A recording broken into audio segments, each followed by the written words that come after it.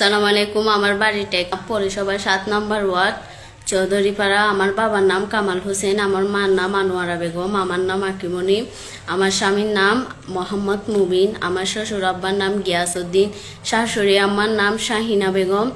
এখানে আমার স্বামীর কোনো দোষ নেই। আমি নিজে ইচ্ছে মতো করে বাসার থেকে বাহির হয়ে যাই। কোনোদিন মুবিন আমাকে জোর করে নেয় বাসার থেকে বাহির হওয়ার জন্য। আমি নিজে ইচ্ছে মতো করে বাহির হয়ে যাই।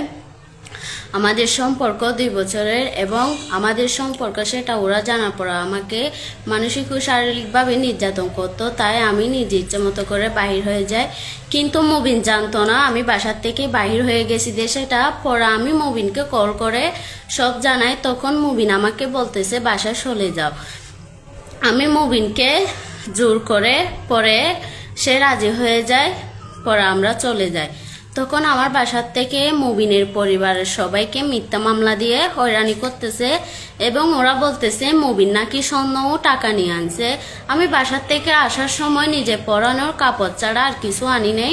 আমার ফুফি রমিদা বেগম আমার শ্বশুর বাড়ির লোকজনকে বিভিন্ন ধরনের গালাগালি করতেছে, এবং রমিদা বেগমের শ্বশুর বাড়ির লোকজন সবাই মিলে আমার শ্বশুর বাড়ির লোকজনকে অনেক মারধর করতেছে।